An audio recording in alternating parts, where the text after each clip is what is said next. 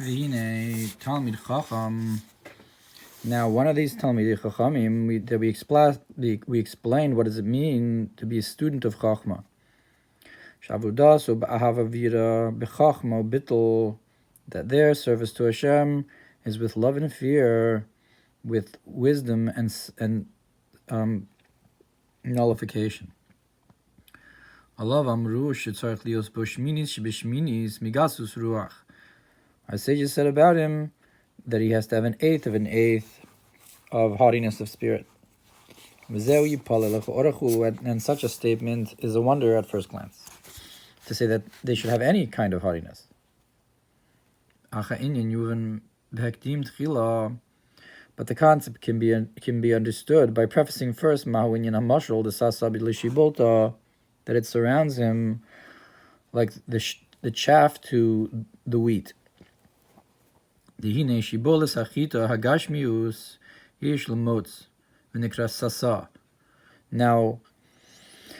the physical grain of wheat has this chaff, and it's called the sasa. And the stalk of wheat itself, the grain, is called the shibolta.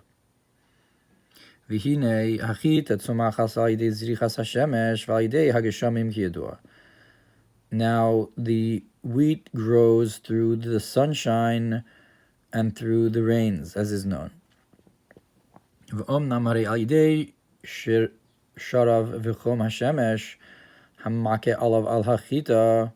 Now, but because of the heat of the sun that hits upon this grain of wheat, it would really, without protection, it would just burn and get ruined. So too, through too much moisture of the rains, that would constantly drip upon it, it would rot.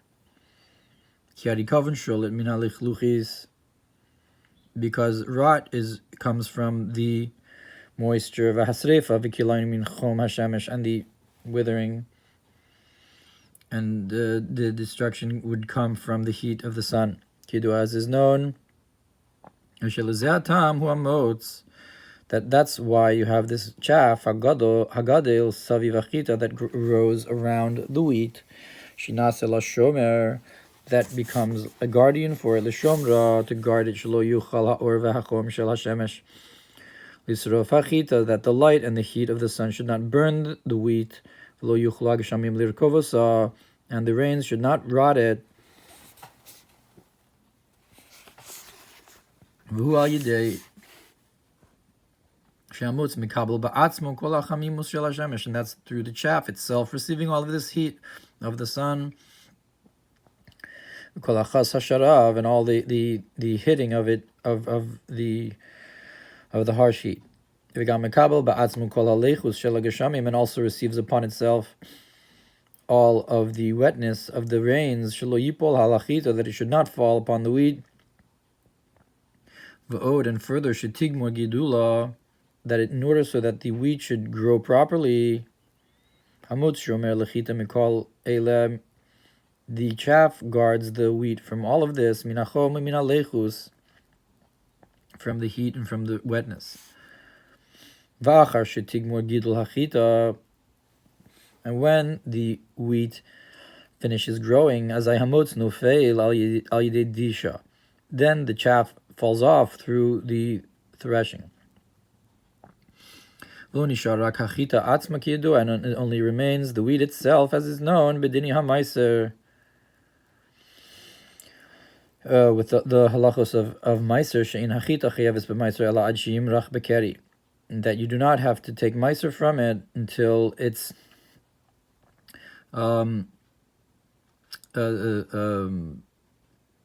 straightened in its container after the threshing.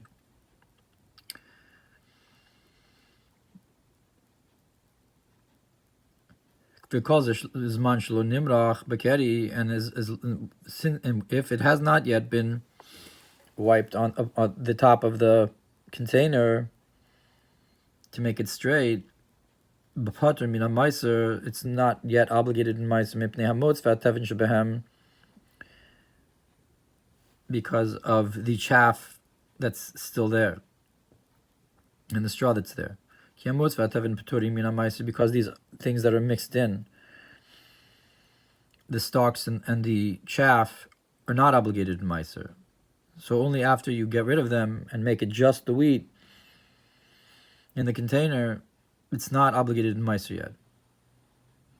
Mipnei shamotz inu el shomer lechita bilvad, because the chaff is only a guardian for the wheat alone. Vurak mo klipa lepri, it's only like a shell or peel of the fruit. And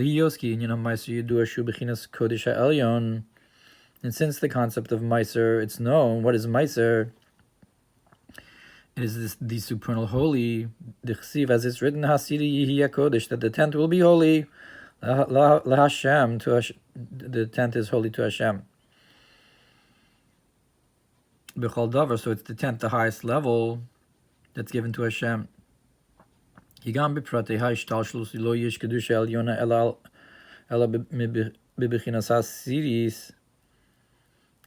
in all the gradative process of creation, the supernal holiness only rests on the 10th concept, the 10th level in everything, because the end is tied into the beginning. So the concept of Malchus, the highest holiness, rests on the lowest level. Vidal, as is known.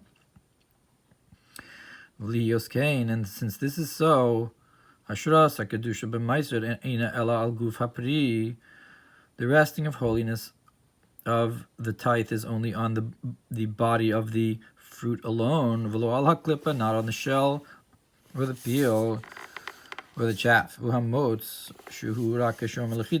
that's the chaff that's only like a guardian to the wheat, like we said. Because the concept of holiness is not in this secondary thing, like the peel, but on the inner concept, which is the wheat itself. And that's why, until it's been straightened in its container, the wheat is also not obligated in meiser mipnei hamotz shebehem, because of the chaff that's mixed in, that takes away its obligation.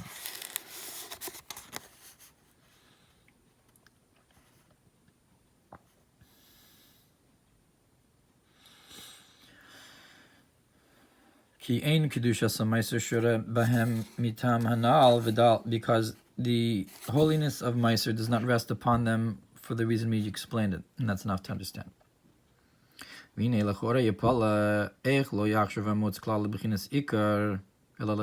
at first glance, we can ask, how can the chaff only be considered secondary and not a main thing? And it says on the bottom, Ela Torah or Nosef Tevas Dafka. Ela Dafka Latafel Velo Beladu Lo Haisa Achita Tzumachas Klal Kanal. If it were not for this chaff, the wheat would not have grown at all. But the concept is the be'emes yibas hatzmicha ba'al yidei hamotz. That yes, it's true that the growth happens because of the chaff. That it receives upon itself the heat and the wetness. But after the fruit itself, the grain itself has grown, in Sarich Lishomro, it does not need to be guarded anymore. So we throw away the chaff. But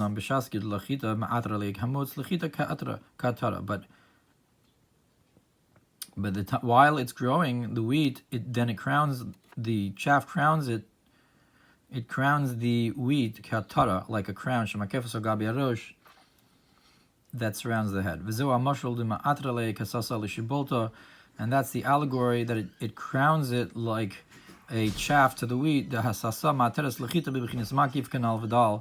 that the chaff crowns the wheat in an encompassing way. And that's enough to understand.